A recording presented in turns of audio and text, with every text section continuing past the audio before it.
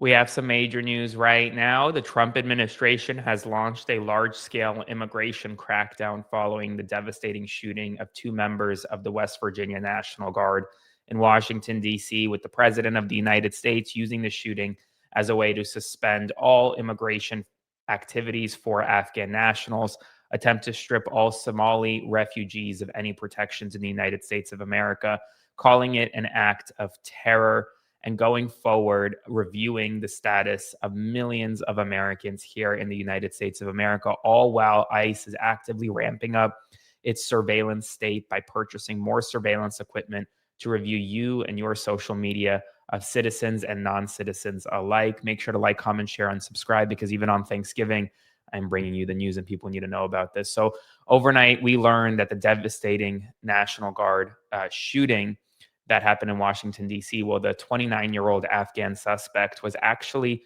previously part of a CIA-backed mission in Afghanistan. He essentially was part of the Afghan kind of army, so to speak, worked with a CIA-backed group in Afghanistan. Following the shooting, Donald Trump and the Trump administration announced that, according to USCIS, effective immediately, processing of all immigration requests relating to Afghan nationals is stopped indefinitely pending further review of security and vetting protocols. The protection and safety of our homeland and the American people remains our singular focus and mission. Yet Stephen Miller, the deputy White House chief of staff, went one step further, saying that they're going to start reviewing anyone and everyone, 20 million people over the past 4 years. Not sure where they get that number, but the number they continue to repeat of individuals that have come into the United States of America over the past several years under President Biden. Although this individual, this 29-year-old, was granted asylum under President Trump. But I do want you to watch this moment from the deputy chief of staff. You heard tonight from President Trump, the breaking news here tonight is saying that his government is going to accelerate efforts to review every person added to this country over the last 20 years, or the last 4 years, all 20 million. Now, obviously, if you're illegal, you're out automatically. But everybody else who is brought here, refugee, asylum status, whatever status, as he said, if you're not someone who loves this country, if you're not adding benefit to this country, then we're going to send you out of this country because it's enough already. No one else has to die. No one else has to be murdered. No one else has to be shot. No more empty seats are needed at the Thanksgiving table or the Christmas table because of what Democrats have done to this country.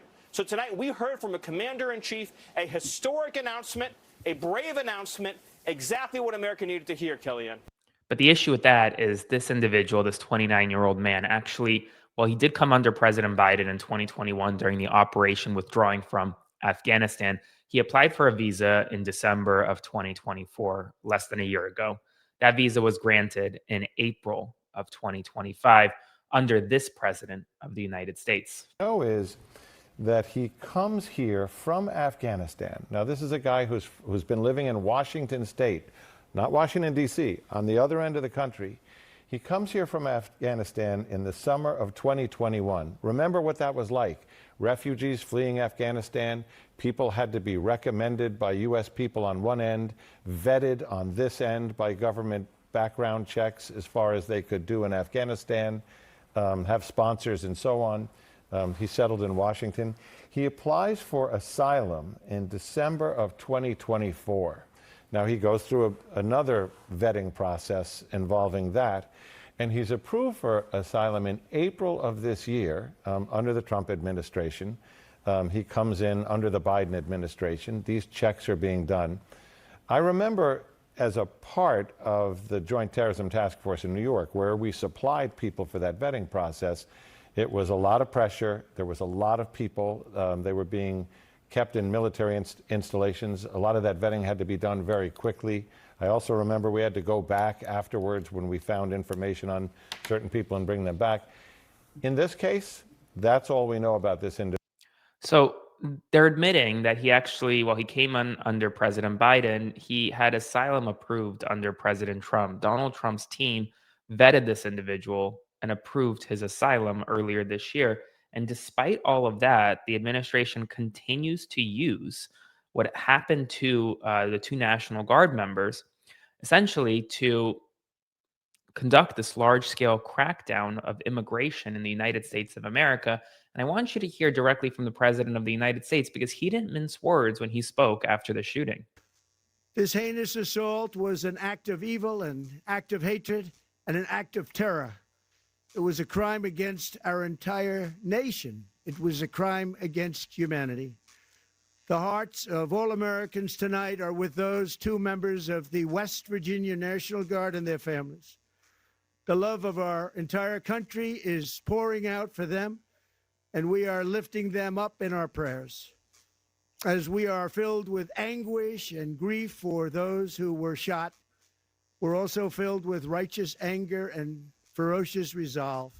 As President of the United States, I am determined to ensure that the animal who perpetrated this atrocity pays the steepest possible price. Well, I just think that we really need to slow down. We really do. And I think as a member of the media, it's important for me to say this. We still don't know all the information. We don't know the motivations behind the suspected shooter, why he did it. We don't know that. And until we have that answer, it's irresponsible to begin this large-scale immigration crackdown, which the Trump administration is literally starting now, essentially.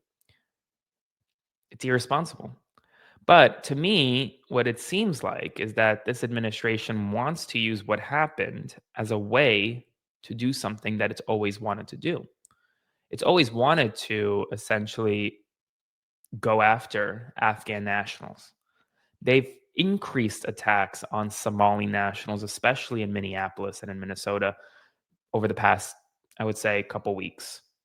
They've been attacking people like Ilhan Omar, who is a Somali national member of Congress, for her views for a long time. And now they're going one step further, launching this massive immigration crackdown to target individuals in the United States of America. Why?